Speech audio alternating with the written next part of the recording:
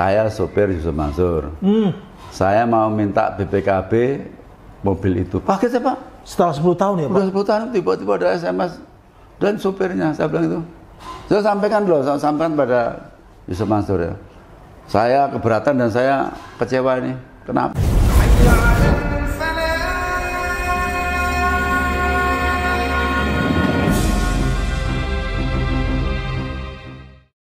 Bismillahirrahmanirrahim. Assalamualaikum warahmatullahi wabarakatuh. Kembali bersama saya Al-Walid.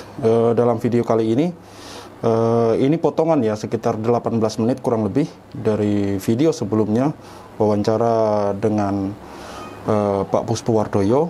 Karena saya ada beberapa membaca kolom komentar di situ yang mengenai masalah mobil ya. Dan sepertinya memang yang berkomentar tidak ditonton secara auto, di skip ataupun mungkin tidak disimak dengan baik dan benar, karena di situ mereka berkomentar bahwa kenapa mobil yang sudah disedekahkan kemudian diungkit-ungkit lagi. Makanya kemudian saya potong sekitar 18 menit ini, di mana dalam 18 menit ini di situ fokus membahas mengenai bagaimana awalnya Yusuf Mansur mendapatkan mobil itu. Caranya seperti apa, apakah diberikan cuma-cuma, apakah Yusuf Mansur meminta, apakah kemudian Pak Puspowardoyo dengan ikhlas mensedekahkan begitu saja. Nanti disimak video berikut, di mana Pak Puspowardoyo selaku pemilik mobil memberikan mobil tersebut dengan syarat agar stiker-stiker perusahaan dari beliau tidak dicopot oleh Yusuf Mansur. Namun nyatanya beberapa waktu kemudian malah dicopot sampai beberapa kali gitu. Oke, tanpa di sini juga dalam video ini juga di situ Pak Puspowardoyo juga bercerita bagaimana beliau kemudian akhirnya setelah beberapa waktu bertemu dengan Yusuf Mansur dan menasehati Yusuf Mansur agar tidak dulu membuka bisnis baru sebelum orang-orang yang merasa dirugikan diselesaikan gitu. Sebelum masalahnya diselesaikan, jangan membuka bisnis baru lagi sebelum masalah yang lalu itu diselesaikan semua gitu dengan clear. Dan di sini Yusuf Mansur mengiyakan gitu. Ini dalam video yang nanti akan kita simak bersama, dan tolong disimak, ditonton dan jangan di skip kemudian berkomentar gitu. Jangan sampai lagi seperti kemarin. Saya sudah bilang kan jangan di skip, ditonton dengan baik gitu. Ini nyatanya akhirnya kalian berkomentar sudah disedekahkan tapi masih diungkit-ungkit. Artinya kalian tidak menyimak dengan baik dan benar gitu, tidak disimak, mungkin juga di skip-skip. Oke, cukup sekian dari saya, silakan ditonton videonya. Assalamualaikum warahmatullahi wabarakatuh. Pak, Bapak menyebutkan Bapak sebagai korban Pak dari Mansur. Korbannya di mana Pak? Ya, mungkin saya korban pertama ya. Di mana korban pertama itu Pak? Ya. Mungkin saya dulu waktu Ustadz Arifin itu mungkin nikah itu ya. Arifin Ilham Pak? Ya. Waktu nikah itu saya akan kasih mobil sama rumah ya. Kayak Arifin Ilham Pak? Kedua itu ya. Iya. Pernikahan kedua ya Pak? Itu saya memberi hadiah itu berupa mobil sama rumah. Iya. Tapi waktu itu harapan saya memang dia untuk promosi poligami supaya juga jadi panutan ya. Aku selesai, saya nggak perlu lagi mikir ya, kalau ulama udah poligami kan harapan saya kan gitu. Betul ya. Mungkin terobsesi itulah Yusuf Mansur mungkin ya. Kalau saya lihat itu. Iya. Pak, itu bagaimana ceritanya mobil yang Bapak ngaku pertama kali korban, yang sehubungan dengan mobil yang Bapak bilang itu apa Pak? Ya, waktu itu saya kan pas ke Jakarta ya. Ya, Bapak di Jakarta ya. Ya, pas di Jakarta. Saya bawa mobil tuh. Bapak mobil ya. Mobil apa tuh Pak? Dulu mobil ya sebangsa Elf itu. Mobil Elf ya. Itu yang udah saya kan sering keluar kota itu. Iya. Jadi perjalanan Rasul, jalan dari kota-kota. Saya butuh mobil yang ada tempat tidurnya. Jadi dimodifikasi ya Pak? Modifikasi, saya bawa ke New Armada itu. Iya. Itu baru kira-kira 3 bulan mobil itu. Bapak baru pakai 3 bulan ya Pak? 3 bulan. Saya bawa, saya ke Solo, Bintaro.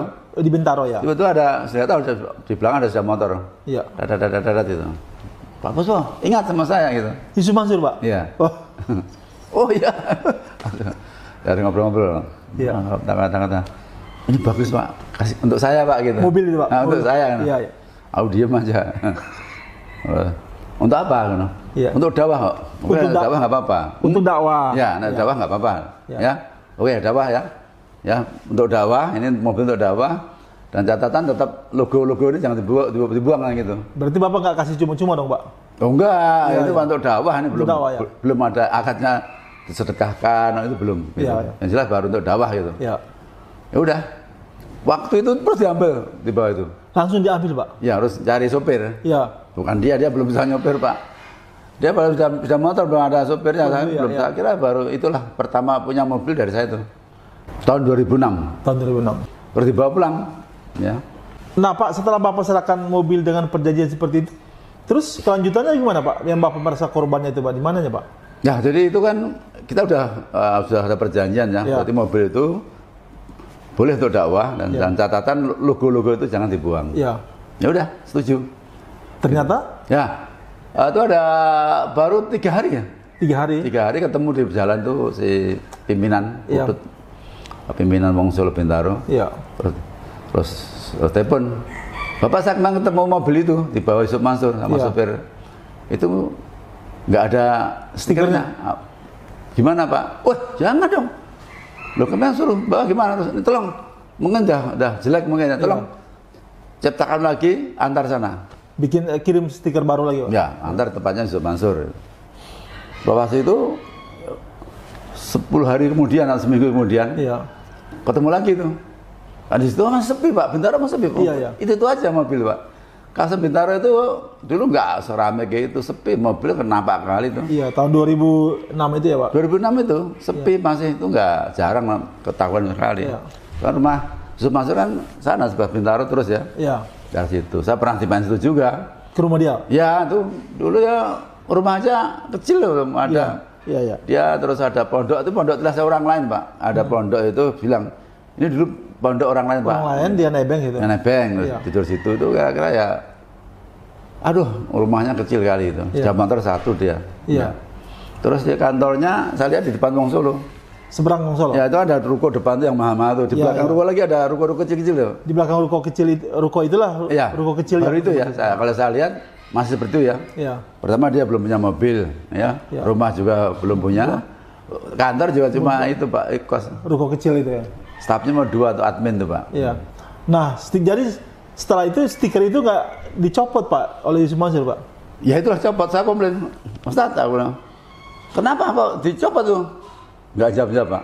Pak telepon nggak jawab. Wah, kurang ajar nih. Berarti dia sudah menipu Bapak di situ ya Pak? Ya. Dia sudah menyalahi perjanjian itu ya Pak? Iya. Oke. Ya. Terus selang berapa hari ya? Kira-kira ya. Selang 1 bulan lah. Ya. Ya. 1 bulan telepon sama saya. SMS sama saya. Ya. Gitu. Pak Puspo, tolong carikan bini gitu. Yusuf Mansur minta Bapak nyarikan istri gitu Pak? Loh dia kan udah menikah Pak? Bukan, istri yang baru. Istri yang baru. Cari istri baru. Iya. Yang tapi diem Pak gitu. Tolong dijagain. Iya. Itu sama maksudnya terobsesi sama Arifin di situ lah. Oh iya. Ya maksudnya dia ya minta mobil, terus juga minta istri gitu Pak. Yang saya ngurus gitu Pak. Iya. Wah gila. Orang Ustadz kurang ajar kan.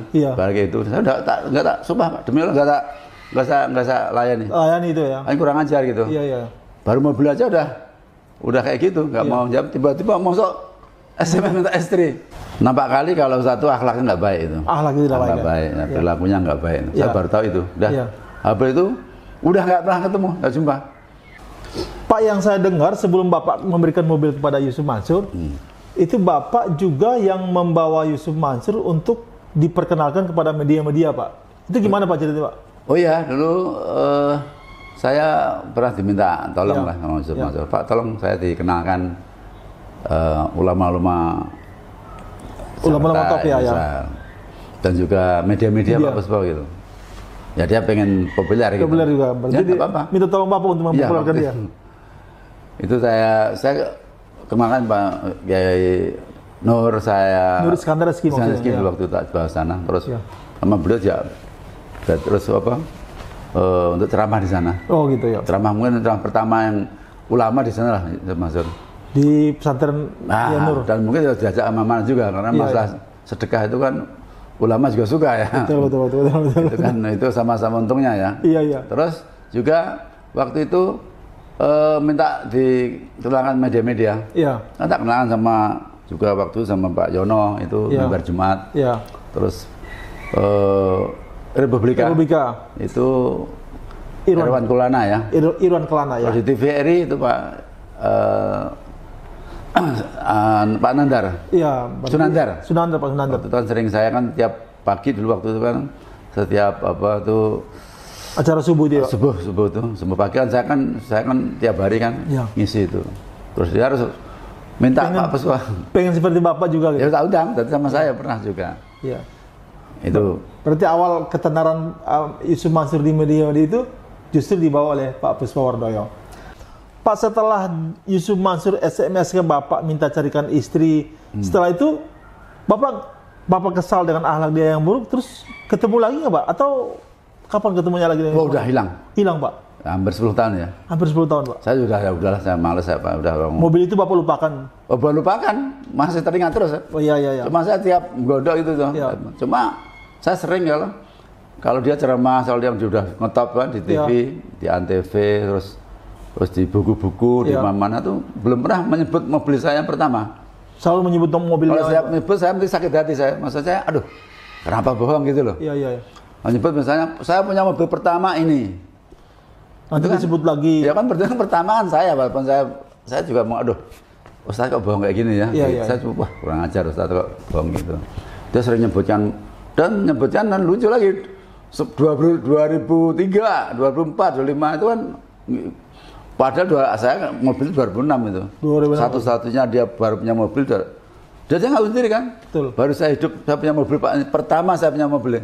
Itu 2006 loh Pak itu. Iya. Kalau dia punya Alphard, Alphard itu belum populer itu Pak. Saya beli Alphard itu tak jual Pak. Iya. Dan itu saya beli Celica kan. Saya ada di Pondok Indah. Saya beli Alphard sama Celica itu. Iya. Alphard itu belum terpopuler Pak. Bukan mobil mewah gitu. Belum mewah. Kalau dia bilang 2003 punya mobil mewah Alphard kan. Ya aneh gitu. Iya, berarti pengakuan Yusuf Mansur soal mobil pertama dia saja sudah berbohong kemana-mana ya Pak? Yusuf Mansur berbolak-balik. Kalau ngomong tuh selalu ngaco tuh. Iya. Error gitu. Iya. Kemarin ngomong ini, pertama mobil ini gitu. Jadi dia mengaku punya mobil pertama selalu beda-beda ya Pak? Iya, tapi yang anehnya nggak pernah menyebutkan mobil Bapak. Padahal mobil saya sampai sekarang masih ada, atau dipasang dan dicarikan uang lagi gitu loh. Betul. Misalnya seperti saya kemarin contoh dibutuhkan sedekah untuk ngantar santri dari jalan ke pondok. Tapi contohnya mobil saya itu. Ya dipasang foto mobil Bapak ya dipasang. Ya, mobil dijual lagi. Dicarikan sedekah lagi itu Bang. Wah, ada luar biasa. Masalahnya ini luar biasa nih. Oh iya, pinternya. Dia mencari sedekah untuk mobil-mobil, tapi mobil Bapak fotonya yang dipasang itu Pak. Iya. Mobilnya sudah punya. Tapi dia mencari uang lagi dengan meminta sedekah untuk membeli mobil. Yang mobil itu dipasang. Pak, setelah itu kejadian itu, Bapak ketemu lagi kapan Pak? Saya ketemu di Wong Solo Semarang, Gajah Mada. Itu tahun berapa tuh Pak? Ya sekitar itu 2006 tapi agak akhir ya. Iya. Saya ketemu di situ. Itu ada acara di atas ya, di Wong Solo Pak. Wong Solo di atas. Iya. Itu ngundang para tokoh-tokoh. Iya. Tokoh pengusaha. Pengusaha, ya. Salah satunya pengusaha yang saya lihat tuh kemarin ada pengusaha dari Solo. Iya. 3 serangkai itu. Iya. Ya. Saya ketemu Yusuf Mansur, alhamdulillah dapat baby band gitu. Tapi ya itulah, dia kan pasti cerita kan. Iya. Ini loh sukses Pak Puspa loh, berani ngasih mobil, tahu nggak? Iya. Ya. Itu hanya untuk mencari orang supaya gemes loh. Iya. Aku juga lah gitu. Iya. Dapat mobil Mercy. Dari 3 serangkai Pak? Iya. Berarti dia mencontohkan Bapak kasih mobil dalam rangka meminta mobil dari 3 serangkai Pak? Oh, berarti mobil pertama itu mobil dari saya, kedua 3 serangkai itu. Ya. Mobil baby band itu. Nah dia juga pernah mengaku bahwa mobil pertama dia ya baby band itu Pak? Ya itu kan selalu gitu. Iya, nggak diakui lagi nanti Pak. Nanti tapi ini untuk nyari lagi orang kaya gitu loh Pak. Saya mobil ini dari ini gitu. Iya. Saya dapat ini dilupakan lagi Pak ini Pak. Saya lupakan, ini lupakan. Kan modelnya Yusuf Mansur begitu tak? Iya. Nggak pernah ngakui.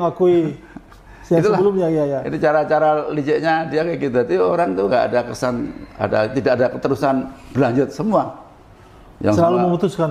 Jangan memutuskan itu. Iya. Nah pas kejadian Semarang itu setelah itu Bapak nggak ketemu lagi? Wah udah hilang Pak. Hilang ya Pak? Hampir 10 tahun Pak. 10 tahun lagi terus apa kejadian untuk Bapak bertemu dengan dia itu apa Pak? Ya Kejadiannya setelah 10 tahun apa? Ya itulah. Saya tiba-tiba udah mondok tiap hari saya dengarkan di TV media. Di media itu menyebutkan punya mobil pertama itu udah ini udah sakit hati saya dah. Enggak, maksud saya bukan pengen riak enggak, tapi kan kok kenapa harus sombong, harus bohong gitu, Pak. Iya. Tapi ya itu saya terakhir itu di SMS. Sama? Enggak ada SMS kan. Ada SMS, aku Pak Puspo, mohon maaf. Saya sopir Yusuf Mansur. Saya mau minta BPKB mobil itu. Pakai saya, Pak. Setelah 10 tahun ya, Pak? Udah 10 tahun tiba-tiba ada SMS dan sopirnya, saya bilang itu. Saya sampaikan pada Yusuf Mansur ya. Saya keberatan dan saya kecewa ini. Kenapa enggak? Kenapa yang minta kok sopir bukan dia langsung? Bukan langsung, enggak menghargai saya gitu. Iya. Itu, Pak. Dari akhlaknya udah terlihat di situ ya, Pak? Wah, itu udah. Buat saya marah itu. Udah marah betul. Saya akhirnya saya sudah mondok, saya sudah tahu siapa Yusuf Mansur sebetulnya, itu pembohong dan semua nggak ada benar. Itulah saya akhirnya kesel kali sama dia dan saya marah betul itu. Iya. Nah, kebetulan Pak Darsa itu. Oh ya, akhirnya kita mengkritisi pola-pola sedekah Yusuf Mansur itu. Saya interview Bapak lagi waktu itu. Saya tulis di Dakwah Tuna, bersambunglah terus mendapat tanggapan itulah. Luas. Okay. Itu yang jadi itu jadi ya. Pak, di pertemuan di Kokos itu apa yang dibicarakan dengan Yusuf Mansur, Pak? Ya, dia merasa tersinggung, kata-kata saya di YouTube itu, betul. Dia merasa betul. Gitu. Apa yang saya katakan memang nggak ada satupun yang disalahkan, sanggah atau mungkin dielakkan ya. Jadi apa yang saya di YouTube tahun 2016 itu dia ngakui benar. Betul ya. Dia minta maaf. Iya. Ya, dan saya bukan mau minta mobil gitu, cuma saya juga menyayangkan itu. Tapi kalau antum tetap nekat berbuat jahat atau berbuat bisnis-bisnis yang akan saya masalahkan mobil. Ya. Saya juga sarankan, ini semua saya nggak akan permasalahkan juga. Ya.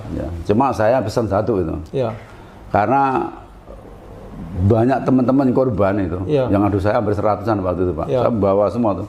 Bahwa sertifikatnya apa, waktu YouTube keluar itu semua banyak hubungi saya, Pak. Ada 100 orang, Pak. Itu bermacam-macam korban.